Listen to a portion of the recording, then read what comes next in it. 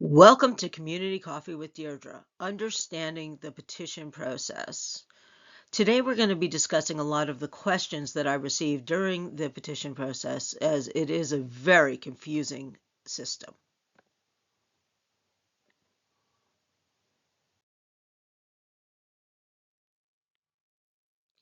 All right, question number one. Why do candidates bother everyone about signing petitions? Good question. Answer is your local politicians are required to get a certain number of signatures, whether it's 300, 500, 1,000, etc., to even make it onto the ballot to run for office. Every signature we get must be signed by someone living in our geographic area or district, as it's defined, must be signed only by a registered Democrat or Republican, depending on the candidate's party. Households are not counted, only individual signatures. This means everyone at your home needs to sign. If you don't want us to come in, that's fine, but please ask us for the petition, take it inside, have everyone sign it, and come back out. We need everybody's signature. And of course, it must be signed according to your voter registration, not necessarily your mailing address. And we'll talk about that later. Also, a quick note, this program does not include judicial races.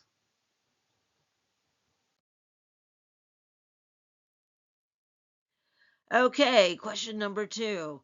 What am I signing when I sign a petition?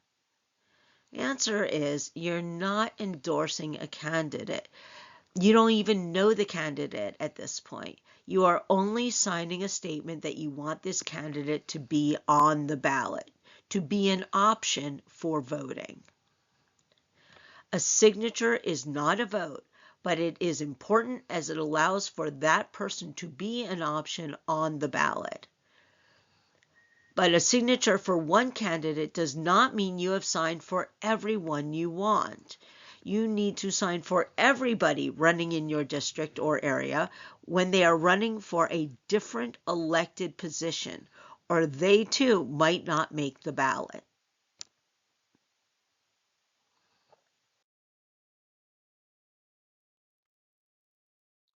Question number three. I'm an independent, but I want to sign for a petition for a politician I want to endorse. I got that question a lot. The answer is sadly, you can't. You cannot sign a petition as an independent. You can only sign if you change your registration online before you sign. You must be a registered Democrat or Republican by the time you sign for your candidate. As an independent, you also cannot vote in the primary.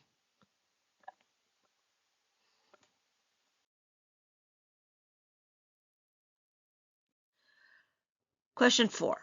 I'm busy. What do I lose or my family loses if I don't sign the petition? Answer is you can lose the right to have your candidate on the ballot. If you don't sign and your candidate does not have enough, quote, good signatures, your candidate will not make it onto the ballot. So let's say your candidate needs 300 signatures and they get 450. They file their signatures, but another candidate challenges the validity of those signatures in court. That could bring it below the 300, quote, good signatures.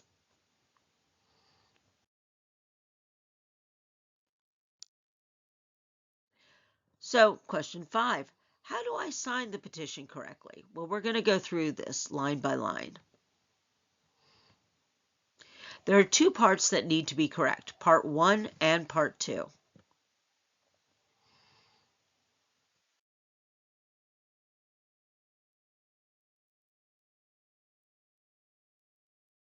Part one. Now you'll see that this is my petition. This is part one, and it's got all my information on it. Now, the first thing you need to make sure is that you live in the 183rd Legislative District. If you have questions about that, someone can assist you. You also want to make sure you're signing for the right person. Now, this is the biggest problem, is it says Lehigh, County of Signers, Lehigh. If you live in Northampton and you sign a Lehigh petition, you have signed an invalid signature. If you live in Lehigh, you must sign a Lehigh petition page. If you live in Northampton, you must sign in a Northampton page. Because the 183rd Legislative District covers both, there are Lehigh pages and there are Northampton pages. Always check to make sure you're signing the right county before you sign the page. Otherwise, it will not count. It will be invalid. But if all that's right, then we're good to go.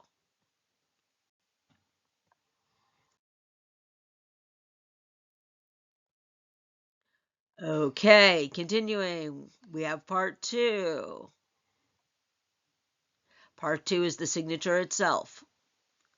Okay, so you see it's got signature of elector, printed name of elector, house number, street, road, city, borough, or township. It's the city, borough, or township that nearly always is the problem.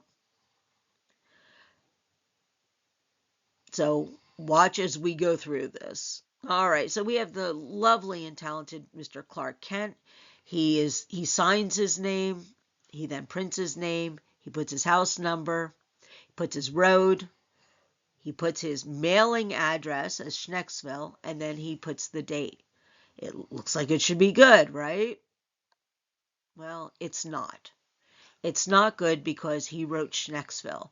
Schnecksville is not a city, borough, or township.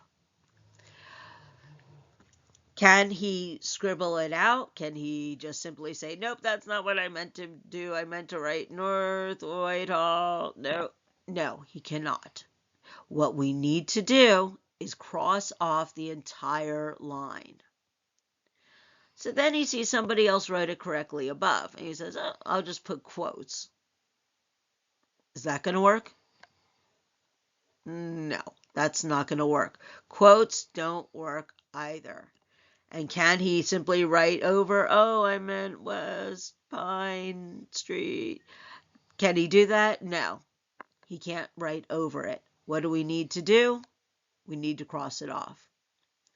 So let's hope third time's a charm for Mr. Clark Kent. Writes it, prints it, house number, street number. This time he writes his township, North Whitehall. That is correct.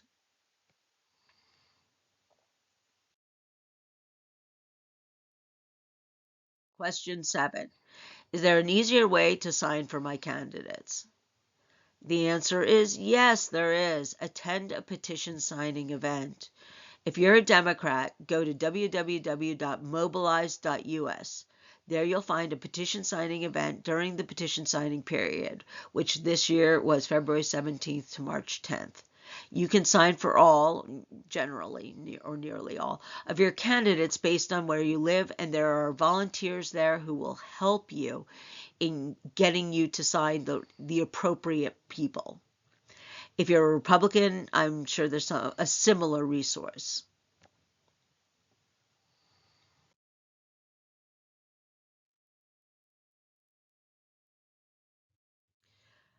Okay, this is a big one that I got a lot. Question 8. I'm a Republican, but I'm tired of voting Republican under the current situation. Can I vote Democrat without people knowing? The answer is absolutely you can. When you go to your local voting location, you provide your information, but the poll workers record only that you voted. They do not know how or for whom you voted. How you vote is your business and your business alone. No one has the right to impose on you on your right to vote. So yes, you can vote Democrat and nobody will be the wiser.